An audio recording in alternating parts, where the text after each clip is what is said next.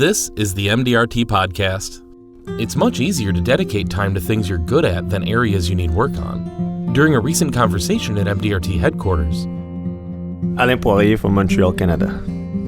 Terri Krueger, Syracuse, New York. Mark Olson, Austin, Texas. shared how they've taken the time to revamp their marketing, hiring, and communication with staff. Well, I'll start. At the beginning, we had some difficulty with the marketing.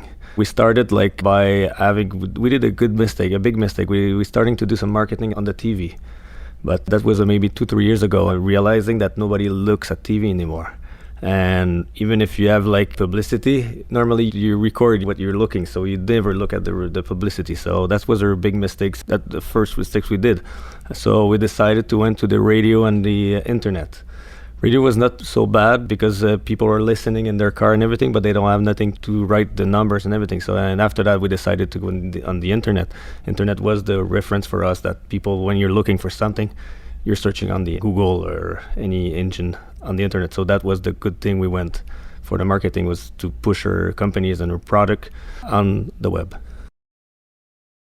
Did you have a moment in there before you figured out what to do and felt nervous? We were nervous because we put a lot of money to make that commercial and after that to make it on TV. So we're like, okay, we screwed up this time.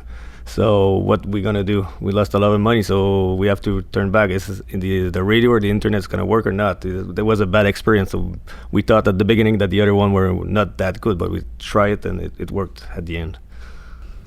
Well, I'm a little concerned, Alain, because I just agreed to write a decent-sized check for TV advertisement. But this is also a little morning talk show that in our area is very popular, so I'm hoping it works. But now I'm also hoping it's not a bad decision. For us, we were passing, I think it's 20 or 25 times per day on the I schedule and a big TV show that everybody listens on the French side. And we had for a month, and we had one call. Wow, I'm not doing any TV advertising. Yeah, so an area of weakness for me has always and continues to be hiring and managing staff. And I am horrible at it, and I've made bad hire after bad hire. And so finally just said, my wife is much better at this stuff than I am. And she's going to actually be in on the decision making on staff. And so she was on every interview. She asked questions. She came up with questions. She also, when I made the hire, filled in my assistant at my lack of ability to properly communicate. And so there'll be times when I will think that she should just know what I mean. And she'll say, remember what your wife told me? And I'll go, oh, okay. And then I'll explain things more fully than giving her a shorthand instruction that she doesn't understand yet because she's brand new. So it became a way that she was able to know, okay, if I don't understand what he's talking about, I need to just bring him back to ground so he understands that I don't know anything yet, and please explain it to me in a different way without feeling embarrassed about it, because she could essentially embarrass me over, well, your wife said you're bad at this, and then I go, oh, okay, let me try again. So that's something that I've been weak at and how I overcame it.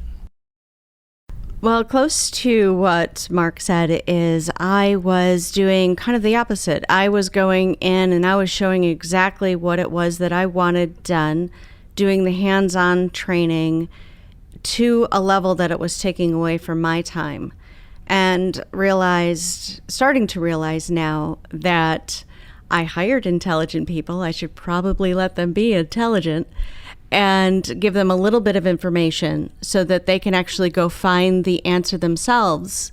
They'll learn more when they pick up the phone and make a phone call than they will by me playing teacher.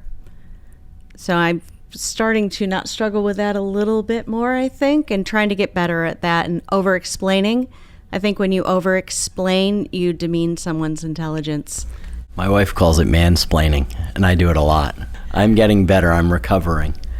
We as women thank you, Mark. Do you have a mechanism in your head that tells you when to dial it back? Or a time when you've noticed yourself teetering or over-explaining? I actually am catching myself when I over-explain something, and I will end up apologizing in a way that makes the staff member laugh, thank goodness, and not look at me like, I have a brain. And because I do get that look every once in a while, and I'm like, you know what? I shouldn't have said that. I'm sorry. And you know what you're doing. Have at it. And they actually appreciate my taking that back and saying, you know what, I overstepped there. Because I want that relationship with them, that they can come to me and say, I need this from you, instead of being someone that says, I'm frustrated with this over mansplaining, even though I don't quite fit that mold. But I don't want them getting mad at me and walking out the door because they're frustrated. I want them to be able to talk to me and say, hey, I don't like it when you do this, because I see these people more than I see my family. So it is, in a sense, a tighter relationship, and we need each other, in a different way, but we do need each other. And the more I kind of realize that they're family, the better it works. What's the thing members should know doesn't need to be explained as much as you might be explaining it to your staff? Well, I think what happened is I've been in the past, when I wasn't doing the hiring, that maybe I explained something, maybe under-explained something, and they didn't quite get my vision, and that created an end result that I didn't appreciate. So I ended up taking the entire opposite end of that spectrum and over-explaining, and then realizing I'm putting them in a position that makes them feel like they can't think for themselves. So I've since come back to about the middle, but I think I realized that because I wasn't the person that hired that previous situation, that they didn't feel like I was the person that had the right maybe to tell them what to do. So maybe that, I don't know, there was some strange mixture, but now that I own the firm, and I'm realizing that I'm over-explaining because of prior issues. Is that answering your question?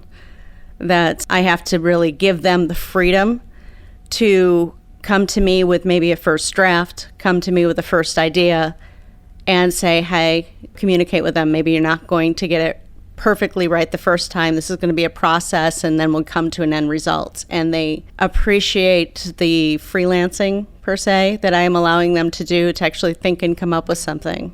And it's strengthening the relationship.